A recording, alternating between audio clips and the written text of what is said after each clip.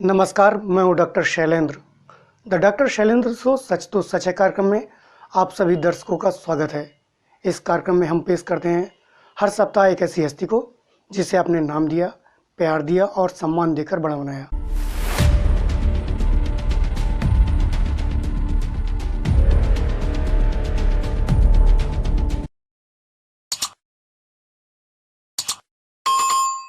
सेवा भावना की कामना लेकर एलएलबी की शिक्षा के साथ साथ कंप्यूटर साइंस से पीएचडी डॉक्टर विनोद शर्मा जी एक ऐसे वार्ड के पार्षद बने जिन्हें पहली बार कांग्रेस के पद से चुना गया, जो कि उनकी लगन एवं लोगों के प्रति समर्पण की भावना को दर्शाता है।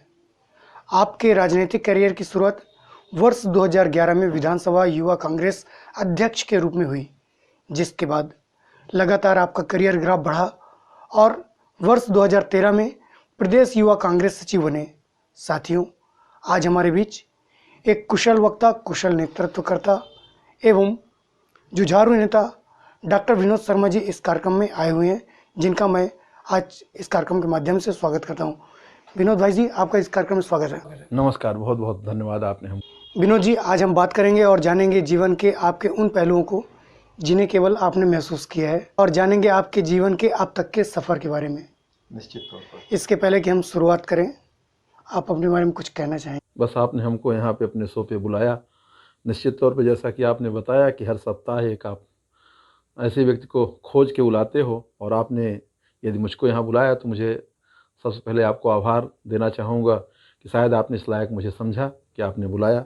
बहुत बहुत धन्यवाद। और आपके माध्यम से आपके जो देखने वाले इस शो को जो देखते हैं उनको भी बहुत बहुत नमस्कार और धन्यवाद। विनोद जी, आपने करियर की शुरुआत एक कंप्यूटर साइंस इंजीनियर के रूप में की थी। हर माता पिता का सपना है, अपने बच्चे को पढ़ाता है, अच्छी से अच्छी शिक्षा देता है, जो उसकी जितनी हैसियत होती है। मेरे माता पिता ने भी मुझे पढ़ाया लिखाया और मैं MSc IT करके एक सॉफ्टवेयर इंजीनियर बना। उस समय ऑप्शन थे, प्राइवेट कंपनी की नौकरी लग गई और भी बहुत सारी चीज़ें होती रहीं। सॉफ्टवेयर कंपनी से फिर राजनीति की तरफ जो अचानक झुकाव हुआ, ये कैसा था? ये एक संयोग था, झुकाव तो नहीं था, एक संयोग था। संयोग ऐसा था कि मैं रीवा का तब का संजय गांधी अस्पताल जो पुराना था उसमें मैं गया हुआ था। एक माँ के बेटे का एक्सीडेंट हो गया था, वो रो रही थी बेचारी, ब्लड की बात चल रही थी। तो उस समय मैंने ऐसे देखा कि भाई ब्लड तो मैंने दे दिया, सबसे पहले मैं अपना खुद का ब्लड दिया, और जीवन में मैं पहली बार किसी को रक्तदान किया था। बाद में मैं, चूँकि सगरा गांव है, वहाँ की वो माँ थी, तो मैंने उनसे पूछा भी कि आप गरीबी रेखा का कार्ड क्यों नहीं बनवा लेती। तो उनका एक शब्द था जो मुझे चुभा, और अभी भी वही दर्द है कि यदि पैसा होता तो गरीबी रेखा का कार्ड बन जाता। शब्द ये था कि पैसा होता तो गरीबी रेखा का कार्ड बन जाता। मतलब जो गरीबी रेखा का कार्ड भी बनता है वो पैसे से बनता है। यह इस देश की, जो माने आज़ाद देश की 70 साल बाद इस देश की ये कल्पना है, वो चुभ गया। उसके बाद में राजनीति में, जब आपने राजनीति को अपना करियर बनाया, तब आपके मन में क्या चिंता जगी कि आपको क्या करना चाहिए? आपने अपने शोख नाम दिया सच तो सच है। कोई कैरियर नहीं बनाया, बस चलता गया। ऐसा कुछ सोचा नहीं, कभी हमने ये नहीं सोचा कि कल क्या होगा। जुड़ा, भावना ये थी कि इस देश को कांग्रेस पार्टी ने आज़ाद करवाया था, कांग्रेस पार्टी की विचारधारा के लोगों ने आज़ाद कराया था। बड़ा कठिन समय आ गया है भाई साहब, जात पे, धर्म पे और अन्य चीज़ों पे, पर हमारी केवल विचारधारा की बात थी।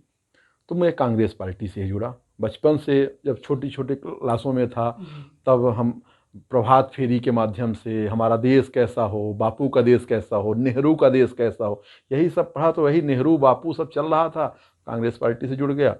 और एक ऐसा मानिए कि जब मैं जुड़ा, क्योंकि हमारे परिवार में कोई भी व्यक्ति, नात रिश्तेदार या कोई भी दूर दूर तक राजनीति में है ही नहीं।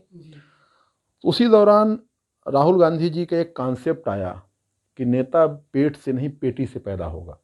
इसका मतलब कि वो यूथ कांग्रेस में युवाओं के लिए दरवाजे खोले कि आइए आपकी सहभागिता बने।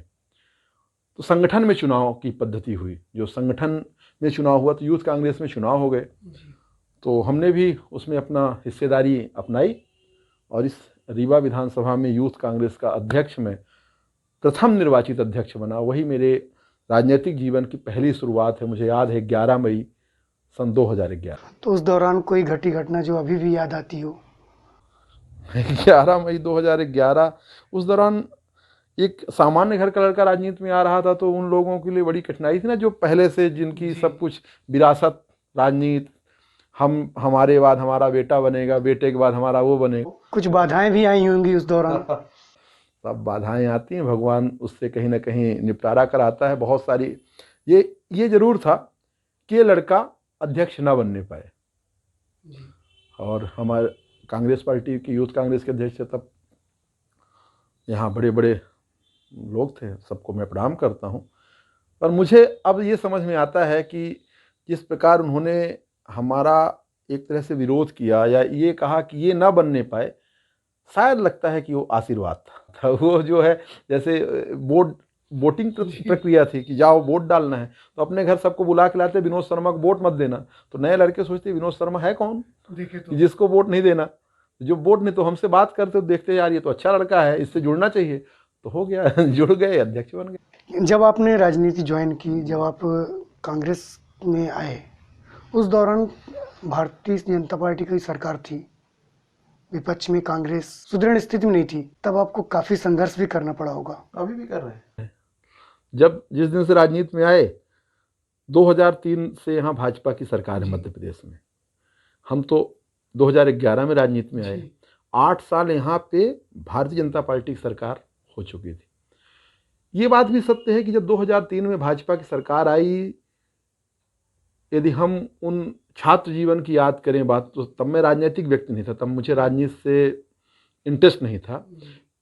पर चूंकि अब मैं सोच तो सकता हूँ, आप भी सोच सकते हो, सन 2000 में मध्य प्रदेश और छत्तीसगढ़ का बंटवारा हो गया था, तो जो हमारा रेवेन्यू वाला पार्ट था वो छत्तीसगढ़ में चला गया था। मैं एक बिल्कुल विशुद्ध एक भारत देश के नागरिक की हैसियत से कह सकता हूं कि मध्य प्रदेश, हमने कुछ दौर नहीं देखे, आदमी कुछ सुनता है, पर कुछ दौर देखे भी हैं। तो जो प्रथम 5 साल थे दिग्विजय सिंह जी के, 93 से 98, वो मध्य प्रदेश के स्वर्णिम काल थे। पंचायती राज व्यवस्था और सब सारी चीजें हुई। चूंकि 98 से 3 में, सन 2000 में छत्तीसगढ़ अलग हो गया, तो बीच में जब घर इकट्ठा होता है, घर का बंटवारा होता है 2 भाइयों में, और एक भाई के पास थोड़ा सा ज़्यादा पैसा चला जाता है, दूसरा भाई थोड़ा तकलीफ में होता है, और ख़ास तौर पे बड़ा भाई के पास कम पैसा हो और छोटे भाई के पास ज़्यादा हो, तो बड़ा भाई तो मांग भी नहीं सकता ना, और छोटा भाई दिया भी नहीं तो थोड़ा सा उस समय संकट में रही। तो 2003 में जो भारतीय जनता पार्टी की सरकार बनी, हम लोग, याद है मुझे वो दिन, वो समय याद है, उमा भारती जी का दौर था। उमा भारती जी अपना सर मुड़वा चुकी थी, जन, जंगल, जमीन, इन सब के नारों से आई थी सरकार। न वो जन बचे, न वो जंगल बची, न वो जमीन बची। बहुत दूर मत जाइए, हम तो अपने रीवा की ज़मीन देख रहे हैं कि रीवा की सारी सरकारी और बेशकीमती ज़मीन खत्म हो गई। समदड़िया नहीं, सरकार की होती तो उसमें गरीब भी जाता, सरकार की होती तो उसमें आम आदमी भी जाता। अब वहाँ तो सब आसियाने तन गए। जबलपुर के समदड़िया जी आए, कई लोग कहते थे कहाँ से बोल रहे हैं, बोले रीवा से बोल रहे हैं, अच्छा समदड़िया नगर से बोल रहे हैं। तो ये कहानी बनी, समदड़िया नगर बस गया। तो ये उपलब्धि थी, तो ये उस दौरान की उपलब्धि थी। पर मैं ये फिर से कहता हूँ, निरंतर चलते रहो, संघर्ष अभी खत्म नहीं हुआ है, संघर्ष चल ही रहा है। बीच में 14-15 महीने के लिए कमलनाथ जी की सरकार आई, जनता के वोट से कांग्रेस की सरकार बनी, ये आप भी मानते हैं, ये सब मानते हैं। लोकतंत्र में चुनी हुई सरकार थी, और धनतंत्र से इन्होंने सरकार को कर दिया। देखते जाइए, मैं तो ये नहीं जानता कि मैं, जब आपका फोन आया तब मैं चला आया, मुझे नहीं पता कल क्या होगा, पर मुझे ये पता है कि बेहतर होगा। जब आपने राजनीति को ज्वाइन किया, राजनीति को एक संघर्ष के रूप में साथ में लिया, इस परिस्थिति में आप अपना सफर कैसा देख रहे हैं? देखिए शैलेंद्र भाई साहब, आप भी एक डॉक्टर रहे हो, और मैं आपके बारे में भी जानता हूँ कि आप एक सरकारी नौकरी के डॉक्टर थे। एक पैशन होता है कि आपको छोड़ के आज आपने एक अपना शो चालू किया। शो में अर्निंग हो सकता है कम हो, पर आपको जो सुकून मिलता है वो सुकून और कहीं नहीं मिलता। ऐसे ही जब मैं लोगों की सेवा करता हूँ, यदि मैं सही बताऊं तो किसी को मैं अस्पताल में बेड दिलवा दिया, किसी को अस्पताल में मैं उसको ब्लड दिलवा दिया, किसी को ये पुलिस वाले ज़बरदस्ती पकड़े हैं परेशान कर रहे हैं तो मैं उस पुलिस वाले को फ़ोन करके थोड़ा सा उनकी मदद कर दिया, किसी को मैं कलेक्ट्रेट में कोई व्यक्ति भटक रहा है, कोई कभी एसडीएम इधर दौड़ा रहा, कभी तहसीलदार उधर दौड़ा रहा, कभी फाइलें नहीं मिल रही, कभी पटवारी साहब गोल हो गए, उस जब मदद कर दिया तो ईमानदारी से रात में बहुत प्यारी नींद आती है, लगता है आज हमने कुछ किया है।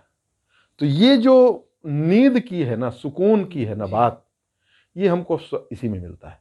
हो सकता है मैं कुछ और कर रहा होता तो मुझे प्यारी नींद ना आती, मुझे डायबिटीज़ हो चुका होता, मुझे और बीमारियां घेर लेती। अभी तो बिल्कुल स्वस्थ हूँ, अच्छा फील कर रहा हूँ, संघर्ष कर रहा हूँ, जनता के बीच में हूँ।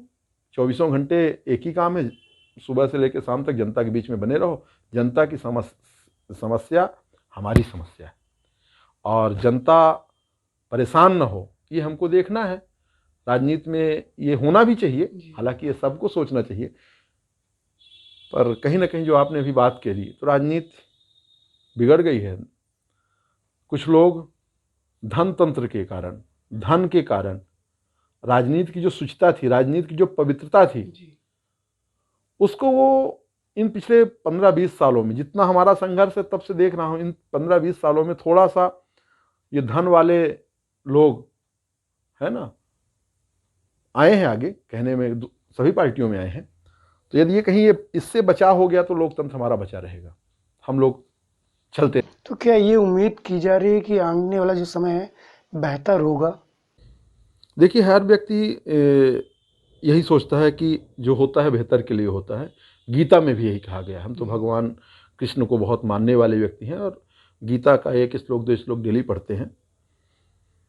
जो होता है बेहतर होता है और जो होगा बेहतर ही होगा। ये इन धन पशुओं से जनता देख रही है और जब जनता बार बार देख लेती है तो बेहतर चुनती है, कहीं ना कहीं अपना संघर्ष करने वाले एक साथी को चुनती है।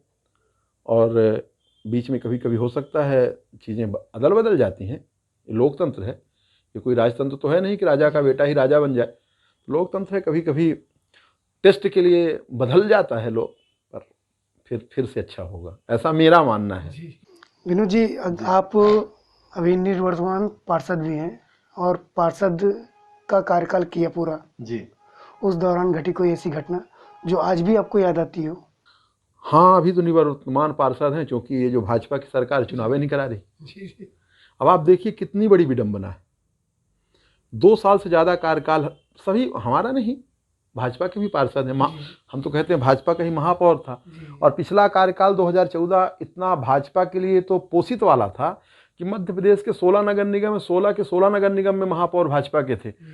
तो मुझे लगता है उनको चुनाव जल्दी कराना था, पर उनको पता चल गई कि जनता 16 के 16 नगर निगम में उनको हरा देगी, है ना। तो इसलिए वो चुनाव नहीं कराए। और चुनाव ना कराने का बहाना क्या बनाए? कोरोना, यही बनाए ना। आपके चैनल के माध्यम से कहता हूं, जो विधानसभा के उपचुनाव हुए वहां कोरोना नहीं थे, जो विधानसभा के उपचुनाव हुए वहां कोरोना नहीं थे, लोकसभा के उपचुनाव हुए वहां कोरोना नहीं थे। तो जो हमारे प्रदेश के मुख्यमंत्री हैं शिवराज जी, जब उनको अपनी चीज चुननी है अपने उसमें, तब कोरोना नहीं है। जब नगर निगम के नगरीय निकाय चुनाव कराने हैं तब तो कोरोना है। उसका केवल एक कारण है कि जो कलेक्टर और नगर निगम कमिश्नर बैठे हैं ये कहीं ना कहीं प्रशासक हैं। नगर निगम का प्रशासक हमारे रीवा कलेक्टर है, कमिश्नर उन्हीं का है। तो वहाँ से बत्ती दे दिए, फ़ोन कर दिए, ये कर दो। अब यहाँ सत्ता पक्ष का बने या विपक्ष का बने, कोई भी बने, भाजपा का बने, कांग्रेस का बने, पार्षद बनेगा, महापौर बनेगा, तो जनता उस पार्षद को जीना हराम कर देगी। वो जाएगी, जब जनता जाएगी पार्षद या महापौर के पास तो वो पार्षद और महापौर वहाँ घंटी खटखटाएगा, तो इन पे लगाम लगाएगा। अभी तो ये बढ़िया फुर फुर उड़े पड़े हैं। इस समय मैं ये नहीं कह रहा हूँ, मैं तो लगातार रीवा नगर निगम में तो भाजपा का ही महापौर रहा, रीवा के सभी वार्ड आपने भी देखे हैं और हमने भी रीवा के सभी वार्ड और सभी गलियां देखी हैं।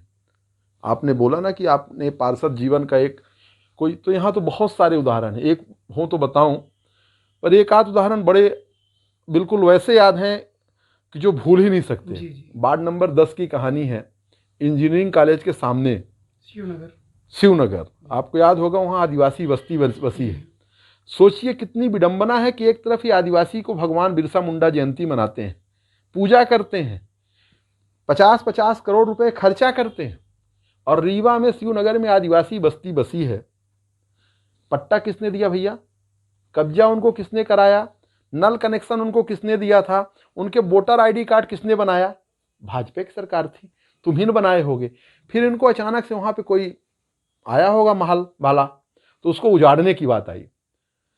मैं कहीं बाहर था, वहाँ के पार्षद हैं समाजवादी पार्टी के बीरेन्द्र सिंह जी ने हमको फ़ोन किया कि विनोद भाई आज ये गरीब उजड़ जाएंगे। मैं वहाँ पहुँचता हूँ और मैं वहाँ गया, 3, 4, 5 जेसीबी खड़ी थी उजाड़ने के लिए। तो वो दिन मुझे याद है, मैंने किस प्रकार से, मैंने कोई इसका मैं श्रेय नहीं लेना चाहता, श्रेय उन आदिवासी भाइयों की है जिन्होंने अपने हक की लड़ाई लड़ी। नहीं, बेचारे चले जाते डर के मारे, पर उनको ये है कि हम डरेंगे नहीं, वो लड़े, और जब वो खड़े रहे हमने उनको उजड़ने नहीं दिया। तो एक वो बाद में रीवा के एसपी थे, उन्होंने बोला आप कानून हाथ में लेते हो। मैं बोला बहुत ज़्यादा, उस समय मैं एलएलबी की पढ़ाई नहीं पूरी कंप्लीट कर पाया था, तो मैं बोला बहुत ज़्यादा कानून जानते नहीं, मैं इतना जानता हूं कि गरीबों को दर्द होगा तो मेरे सर में दर्द होगा, और मेरे सर में दर्द होगा तो फिर चाहे मुझे जेल भेजो, चाहे जेल ठूंस दो, जब तक ये शरीर में जान है तो चुप नहीं बैठने वाला। शोषित, पीड़ित, वंचित तबके के लिए लड़ता था, लड़ता हूं और लड़ता रहूंगा। और भी एक दो वाकया हुआ, वो के स्पान में एक आदमी मजदूर था, उसी वार्ड 10 नंबर में, वो उसकी डेथ हो गई थी। हम बाहर थे, बाद में पता चला उसको 1-2 लाख रुपए दे करके पट्टीपट मुआवजे की बात थी। आप थे वहाँ, आप, मुझे याद है आप लोग वहाँ थे, नगर निगम। फिर मैंने उसको 14 लाख रुपए दिलवाया। अब मैं उसकी जान तो नहीं दिलवा पाया, उसकी जान की कीमत भी 14 लाख नहीं हो सकती। मैंने तब भी बोला था कि कोई बड़ा आदमी मरेगा तो क्या 14 लाख की कीमत होगी, विनोद शर्मा मरेगा तो क्या 14 लाख की कीमत होगी। तो ये जो वो मौत कुप्रबंधन की थी, क्योंकि वहाँ कोई सेफ्टी चीज़ें नहीं थी। भाई आप काम कर रहे हो तो हेलमेट होना चाहिए, इंजीनियरिंग के और बहुत सारे इक्विपमेंट्स होते हैं, उनको पहन के, वहाँ कोई ऐसी चीज़ नहीं थी। इस नगर निगम की बात करें, सीवर लाइन का एक प्रोजेक्ट आया, हमारे रीवा के विकास पुरुष जी लेके आए। विकास पुरुष जी सीना ठोक के कह दें कि मैंने इसको लेके आया और आज रीवा कबाड़ हो गया। वो शायद सीवर लाइन का प्रोजेक्ट टर्मिनेट भी हो गया। वो सीवर लाइन है कि सीवर लाइन बह गया, 214 करोड़ था, चुनाव के पहले आया था, 2018 के जो चुनाव था उसमें कितनी बड़ी सेटिंग करके सब ले आए, कहाँ चला गया वो? भाई जनता के खून पसीने का पैसा कहाँ चला गया? आओ ना भाई, मैं कहता हूं आप ही के चैनल में आए, राजेंद्र शुक्ला जी को, आप रीवा के विधायक हैं, सच के सच चैनल में ये स्वीकार करें कि सीवर लाइन का प्रोजेक्ट माननीय विकास पुरुष जी कहाँ चला गया। विनोद जी, जब आपने समाज सेवा के रूप में राजनीति को चुना जी, तो कुछ प्राथमिकताएं भी बनाई होंगी। देखिए, मेरी एक ही प्राथमिकता है, मैं बहुत ज़्यादा नहीं सोचता शैलेंद्र भैया, मैं कोई नेता पुत्र नहीं हूँ जी। मेरी एक सबसे बड़ी प्रायोरिटी ये है कि जो मेरे पास आए या मुझे जो फ़ोन करे, यदि वो वास्तव में पीड़ित है, वास्तव में उसको मेरी ज़रूरत है, तो जितना मुझसे हो सके मैं उसकी मदद करूं। इसका मतलब कि अंतिम छोर का जो व्यक्ति है, अंतिम छोर सब कहते हैं, मैं आपके सच तो सच है कि इस प्रोग्राम में आपसे कोई यकीन दिलाता हूं, मैं करता हूं। मैंने अपने दोस्तों से कहा, अपने चाहने वालों से कहा, अपने जानने वालों को कहा कि यदि कभी ऐसा हुआ कि लड़ाई या कोई भी ऐसी चीज दो लोगों के बीच में हुई, एक तरफ गरीब तबका होगा और एक तरफ अमीर तबका होगा, हो सकता है गरीब मेरा थोड़ा बहुत गलत हो, अमीर तबका वाला व्यक्ति हो सकता है सही भी हो, पर यह विनोद शर्मा खड़ा गरीब तबके के साथ रहेगा। इसलिए कि अमीर तबके के साथ खड़े होने में सबको बहुत मजा आता है। विनोद जी, जब आपने राजनीति शुरू की, क्योंकि राजनीति आपके लिए एक सेवा भाव ही कह सकते हैं, और आप एक ऐसे परिवार से थे जो शिक्षित था किंतु राजनीति से बहुत दूर था।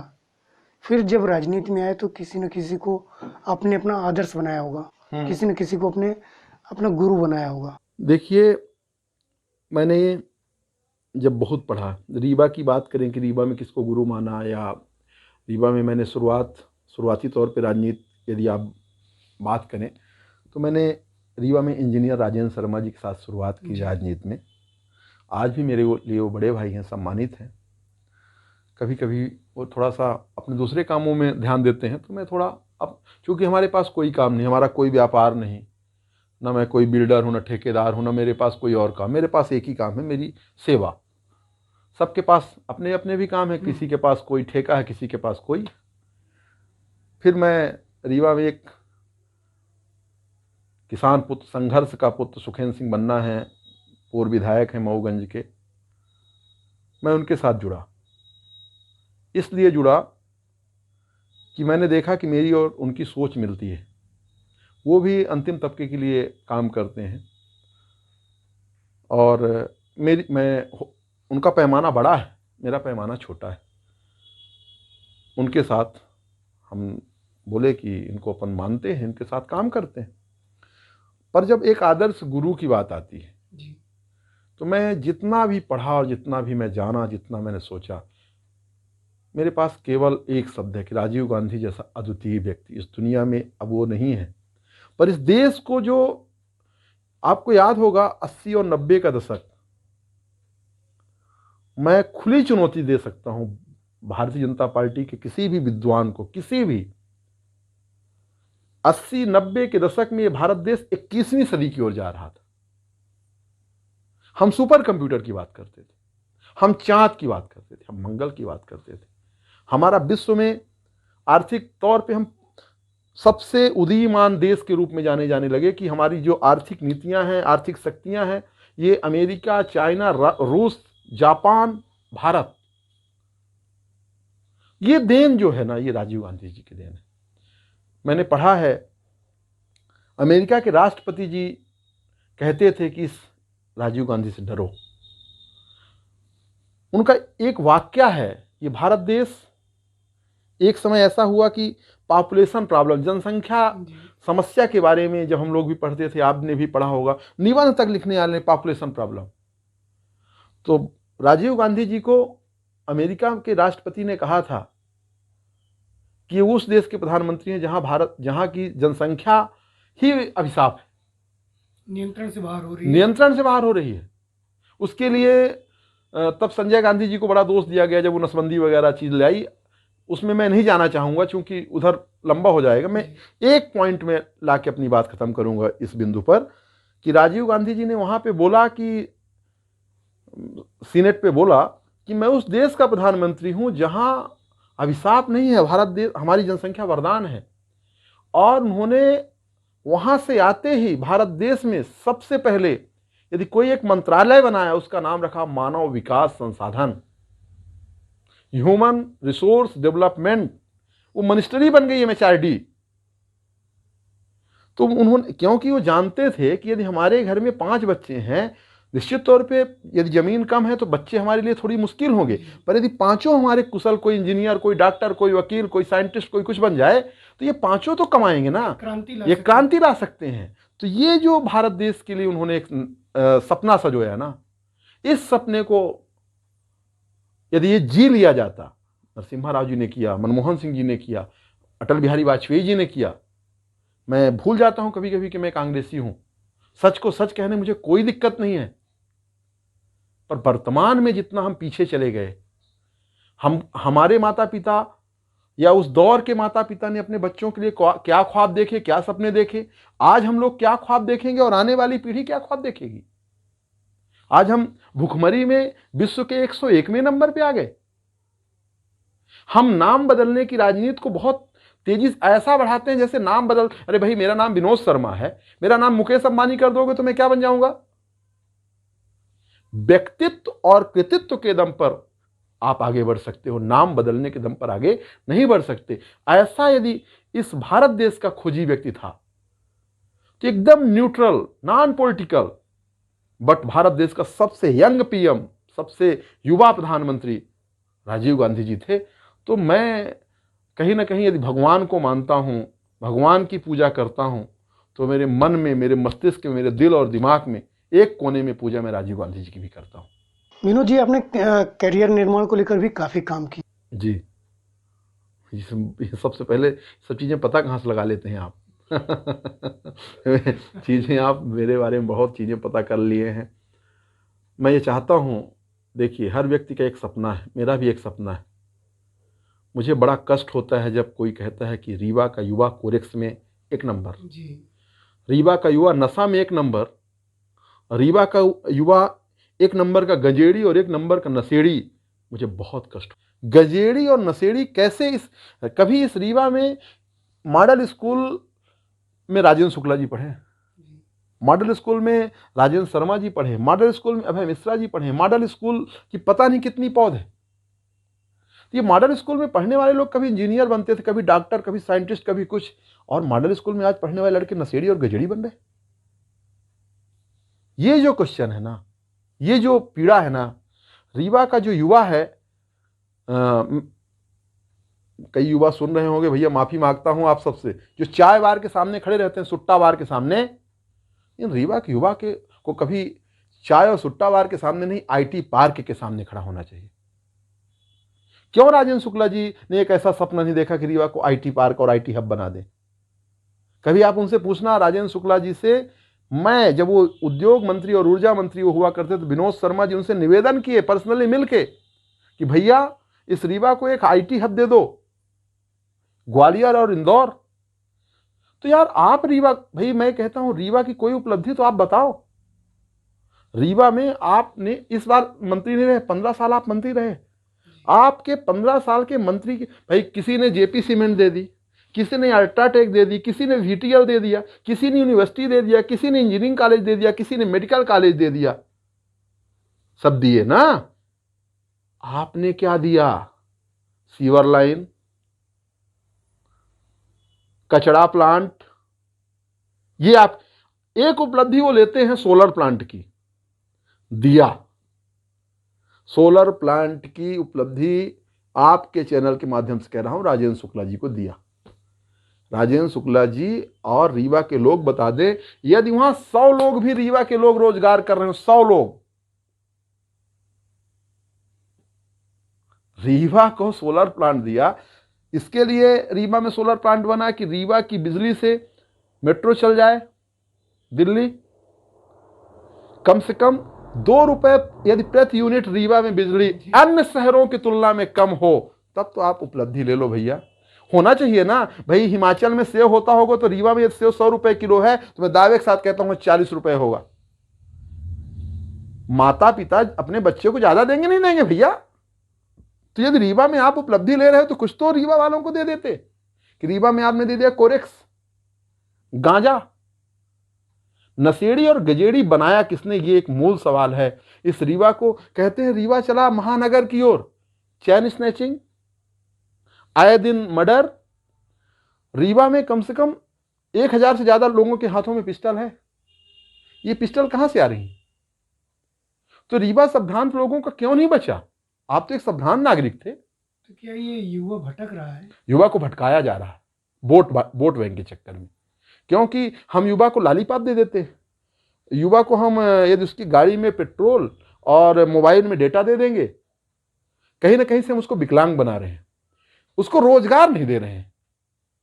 ये हम भी नेता हैं और अपने नेता सुख के लिए हम यदि युवा को डेटा दे दे, युवा को हम पेट्रोल दे दे, पर नौकरी न दे, रोजगार न दे, रोजगार के अवसर उपलब्ध न कराएं, तो हम तो अपने छोटे भाई को विकलांग बना रहे हैं ना।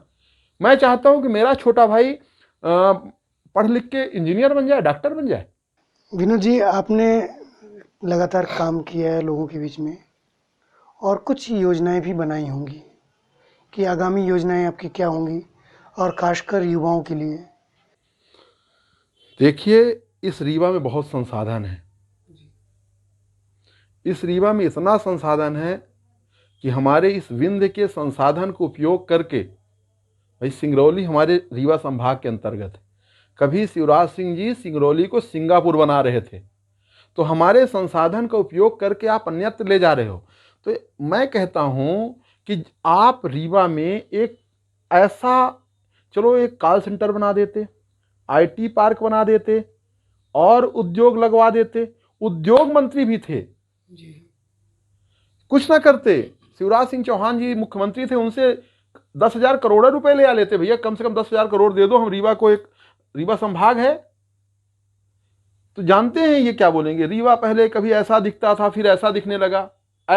मैं ये कहता हूं कि पहले 20 साल पहले आप कैसे दिखते थे। ये तो तरक्की एक सतत प्रक्रिया है, ये तो चलेगी ही चलेगी।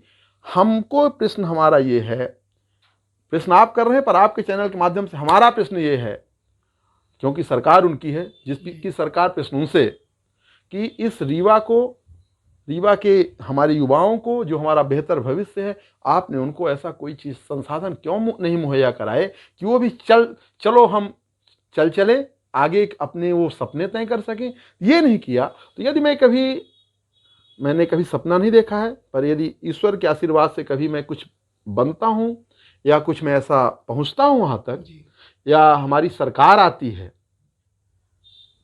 सरकार भी आएगी तो भी मैं उतना ही प्रयास करूंगा। पहला प्रयास होगा कि रीवा के बेरोजगारों के लिए ऐसे अवसर उपलब्ध कराए जा सकें जो रीवा के लड़कों को, बेरोजगार लड़कों को रोजगार के साधन मुहैया हो सकें। रोजगार जब होगा, भाई आपके पास काम है तो आप गलत काम कर ही नहीं सकते। हमारे हाथों को काम चाहिए, इन हाथों को काम चाहिए, इन हाथों में कोरेक्स की शीशी और इन हाथों में हमको नशा नहीं चाहिए। इन हाथों को काम दे दो, और एक काम करने वाला व्यक्ति कभी नशेड़ी नहीं हो सकता। तो मेरा सपना है कि इस रीवा शहर को स्वच्छ बनाओ, स्वस्थ बनाओ, और रीवा शहर के, रीवा जिले के, रीवा संभाग के लोगों को रोजगार दो। विनोद जी, आपने जब कोविड का टाइम आया और लोग घरों में थे, उस दौरान भी आपने अपनी टीम के साथ लगातार काम किया और अपने ज़िले के साथ साथ आप बाहर के ज़िलों राज्यों में भी गए। वहाँ की कोई घटना कैसा रहा और ये प्रेरणा कैसे आई? देखिए, कोविड तो एक इतनी भयावह बीमारी थी, इतनी भयावह चीज़ आई कि मुझे नहीं लगता कि अब कोई घर ऐसा बचा होगा, कोई भी ऐसा घर नहीं होगा जिसने अपना या तो परिवार का, या तो नात, या तो रिश्तेदार, या तो दोस्त यार उसके बीच से ना गया हो। देखिए, डरा तो मैं भी था, पर हमें हमारे नेता सुखेंद्र सिंह बन्ना ने कहा कि विनोद, जिस दिन मौत आना होगी आ जाएगी, घर से निकलो। सबसे पहले आपको याद होगा कि रीवा में पहला पेशेंट डॉक्टर सिंघल हमारे वार्ड में रहते हैं, इतना बड़ा वो कंटेनमेंट एरिया बना दिया गया पूरा कि बाढ़ है वो कर पूरा, मतलब करीब 300-400 मीटर पूरा घेर दिया कंटेनमेंट एरिया में। हमारे टीआई ने हमारा भी घर बंद कर दिया। तो मैं बोला भाई कोरोना उसका हुआ है, पहले उधर जाओ, हमारा दरवाजा छोड़ो। तो उन्होंने, हो गया किसी तरह, जानते थे ये मानेगा नहीं, छोड़े। तो मुझे प्रेरणा बन्ना जी ने दिया। मैंने एक टीम बनाई कि इसमें आदमी कर क्या सकता है, इसमें आदमी मदद कर सकता है, लोगों को हौसला बढ़ा सकता है। और यही चीज़ हम लोगों ने रीवा के कमिश्नर से भी बोला था। आपको याद होगा कि एक समय ऐसा एक संजय गांधी में लग गया कि अब यहाँ कोई हाउसफुल, अब एडमिट, नो एंट्री, और यहाँ के विधायक जी भाग गए भोपाल और हो गया हाउसफुल। हम लोग गए, बन्ना जी के साथ गए, हम लोगों ने बोला, कमिश्नर को बोला कि इसकी जो सबसे बड़ी दवा है ना, ये हौसला है। हाउसफुल कर दोगे तो घर में मर जाएगा वो व्यक्ति, घर में इसको हौसला दो, उसको बूस्टअप करो। ऑक्सीजन और ये सब चीज़ों की तो बात ही मत पूछिए। माने रीवा हो या कोई ऐसा शहर हो जहां लाशों का ढेर न लग गया हो, इसके बाद भी खुशियां मना रहे हैं। भगवान जाने, ये जाने, उनकी सजा ईश्वर देगा। हमने केवल चूंकि आपने प्रश्न किया है, तो अपने को सुरक्षित रखते हुए, हालांकि सुरक्षित रहे नहीं रहे, हुआ नहीं हुआ, ये तो ईश्वर जाने, बचे रह गए, अभी बचा हूं, है ना। डर लगता है, पर केवल यही था कि जिस दिन कोरोना होना होगा हो ही जाएगा। क्योंकि हमने देखा ना, 5-5, 6-6 मास्क लगाने वाले को हुआ, और फिर जो अस्पताल में दिन रात डॉक्टर बेचारे सेवा करते थे उनको भी नहीं हुआ। तो जो निस्वार्थ भाव से सेवा में लगे रह गए उनको नहीं हुआ, ऐसा मेरा मानना है। पर यह बीमारी बड़ी घातक थी, अब इस बीमारी में फिर से शैलेंद्र भैया अपन एक पॉइंट जोड़ेंगे कि राहुल गांधी ने कब आगाह कर दिया था कि भैया आने वाली है कोविड नाम की बीमारी, तब लोग उसको हंस रहे थे, तब उसको पप्पू बनाने में साबित किए थे। और आज जब पूरा तुहिन पप्पू बन गए तब उसको चाहते हो। वैसे इतिहास कभी बदला नहीं जा सकता, पर ये भाजपा इतिहास के पन्ना फाड़ने में भरोसा रखते हैं। ये इतिहास बदल नहीं पा रहे भाई, इनको कभी यही नहीं है कि क्या करें। तो अब इनको महान बनना है तो जो जैसे हमने काम किया या आपने काम किया, तो वो वाला पन्ना कैसे फाड़ दें कि विनोद शर्मा ने कौन सा काम किया उसको फाड़ दो, तो नया पन्ना ये जोड़ तो रहे पर जोड़ नहीं पाएंगे, क्योंकि सच तो सच है, सच सामने आ ही जाएगा। आपने दिल्ली में भी काम किया है जी और किसानों के लिए भी काम किया था जी। तो कोई ऐसी याद वहाँ पर, कोई ऐसी घटना? देखिए, किसान आंदोलन जब देश में चल रहा, अभी भी चल रहा, मोदी जी 26 जनवरी को भाषण दिए कि किसान उनके एक काल से दूर है। हो सकता है उनके मोबाइल में बैलेंस केवल कंगना राणावत से बात करने को, किसानों से बात करने के लिए हो ना। तब भी हम लोग, हमारे नेता सुखेंद्र सिंह बंडा जी के साथ हम लोग गए, बॉर्डर पे गए और सिंघू बॉर्डर में हम लोगों ने सेवा दी, लंगर वहाँ चलवाए। हमारे यूथ कांग्रेस का लंगर आज भी चल रहा है पिछले 1 साल से, क्योंकि बिना शराब के तो रह लोगे, लेकिन बिना अनाज के नहीं रह पाओगे। कैसी ये सरकार है, कहती हम किसानों के दम पर है। और प्रश्न ये है कि जो वहां बॉर्डर में है, रीवा में भी लोग हैं, रीवा में भी आंदोलन है, हम भी कई बार गए, तो आप किसानों की बातें नहीं सुन रहे हो भाई। आप कह रहे हो कि ये पेड़ ले लो और किसान कह रहे हैं नहीं लेंगे। जब किसान आपका कानून लेने नहीं चाहते, हो सकता है आपने बहुत अच्छा बनाया हो, भाई हम नहीं पीना चाहते तुम्हारी शराब विदेशी, तो तुम कह रहे हो जबरदस्ती कि शराब पी लो, बहुत अच्छी है। अरे हमारे किसानों को बख्श दो। हम लोग जो गए किसानों की पीड़ा जानने के लिए गए कि किसान वहां किस माहौल में, पर किसान वहां पीड़ित नहीं था, किसान वहां उत्साहित था इन चोरों से लड़ने के लिए। हम लोग जब गए तो बोलते थे पहले लड़े थे गोरों से, अब लड़ेंगे चोरों से। ये नारा मुझे वहीं से मिला। हम बोले इसका मतलब, बोले इसका मतलब पहले गोरों से माने अंग्रेजों से लड़े, अब ये गोरों को जो दल्लू बैठे हैं तलवे चाटने वाले, चूंकि वे ये तो हमेशा वही किए हैं, सच सच है ये, इसको ये पन्ना झुठला नहीं सकते। एक भी इनका नाम नहीं है कि इन्होंने स्वतंत्रता संग्राम आंदोलन में, रीवा में भी कम से कम 10-20 लोग स्वतंत्रता संग्राम आंदोलन वाले लोग होंगे, आप भी जानते होंगे, इनके पास एक भी नाम नहीं। जो हमारे कांग्रेस से ही भाजपा में गए हों उनकी बात अलग है। तो वहां नारा था कि पहले लड़े थे गोरों से, अब लड़ेंगे चोरों से। हम बोले अच्छा। तो हमने उनको जब देखा, कब तक चलेगा आंदोलन? जब तक ये किसान काला, जो ये कानून है काला किसान कानून, ये वापस नहीं हो जाएगा। हम सोचे कि लोग कुंभ में जाते हैं डुबकी लगाने, लोग कहीं और तीर्थ में जाते हैं, हम लोग किसानों के कुंभ में चलो डुबकी लगाएं, वहां कुछ सेवा करें, हो सकता है कुछ अच्छा हो जाए। तो इसलिए हम लोग गए थे। और इस देश का जब किसान बचेगा, इस देश का जब युवा बचेगा, इस देश का जब जवान बचेगा, तभी ये देश सुरक्षित रह पाएगा। इसलिए कौन क्या करता है शैलेंद्र भैया, हमको इससे कतई मतलब नहीं है। हम क्या करते हैं हमको इससे मतलब है, क्योंकि हमारे कर्म ही, हमारे जो कृतित्व हैं वही आगे ले जाएंगे, और उसी कर्मों के कारण हम आगे जाने जाएंगे। और उन्हीं कर्मों के कारण ही आज आपने हमको यहाँ पे बुलाया था। और निश्चित तौर पे मैं अपने सौभाग्य मानता हूँ, क्योंकि आपने ऐसा, मुझे लगता है बहुत अभी कम ही लोगों को बुलाया है, तो मैं अपने आप को भी खुशनसीब मानता हूँ कि आपने बुलाया। और प्रेरणा देते रहिए, अच्छा ही हो गलत हो तो कान पकड़ लीजिए। सब आपके चैनल के माध्यम से भी यही कहूँगा कि इंसान हूँ, हो सकता है मुझसे कभी गलती हो जाए। यदि गलती हो, बड़े हो तो कान पकड़ लेना, छोटे हो तो नसीहत देना कि मुझसे गलती ना हो, सुधारूँ मैं अपने आप को, और प्रेरणा आप ही लोग दोगे तभी मैं कुछ कर पाऊँगा। विनोद जी, हमारे जो दर्शक अभी आपको देख रहे थे, सुन रहे हैं जी, इनके लिए आपका क्या संदेश? भारत देश के नागरिक हैं हम भी और आप भी। देश का जो मस्तक है वो आपके मस्तक से बड़ा है। ये जो हमारा मस्तक है, इस मस्तक से देश का मस्तक बड़ा है। हम कोई ऐसा काम न करें कि न हमारा मस्तक झुके, न इस देश का मस्तक झुके। हमारा जो तिरंगा है ये लहराता रहे। इस शो के माध्यम से एक ही चीज़ मैं आपको, अपने आप को और आपके चैनल को देखने वालों को बोलूँगा कि न हमारा मस्तक झुके, न देश का मस्तक झुके, इस तिरंगा की शान बढ़ती जाए। इसके लिए यदि हमारे सर कट जाएं तो कट जाएं, भगत सिंह हम बन जाएं तो बन जाएं, चंद्रशेखर आज़ाद बन जाएं तो बन जाएं, मंगल पांडे बन जाएं तो बन जाएं, झांसी की रानी जैसी वीरगति प्राप्त होनी हो तो हो जाए, बस इस देश की शान न जाने पाए। साथियों, हमारी खुशनसीबी है कि द डॉक्टर साइलेंट शो सच तो सच है में हमारे बीच आज डॉक्टर विनोद शर्मा जी ने अपना अमूल्य समय दिया। इसके लिए आप सभी की ओर से मैं उनको बहुत बहुत धन्यवाद देता हूँ। विनोद जी, आपको बहुत बहुत धन्यवाद। बहुत बहुत धन्यवाद शैलेंद्र भाई साहब, बहुत बहुत धन्यवाद, थैंक यू। साथियों, आज इस कार्यक्रम में बस इतना ही। कुछ और हस्तियों के साथ आपसे मुलाकातें होती रहेंगी। तब तक के लिए हमें इजाज़त दीजिए। नमस्कार, आदाब, सत श्री अकाल।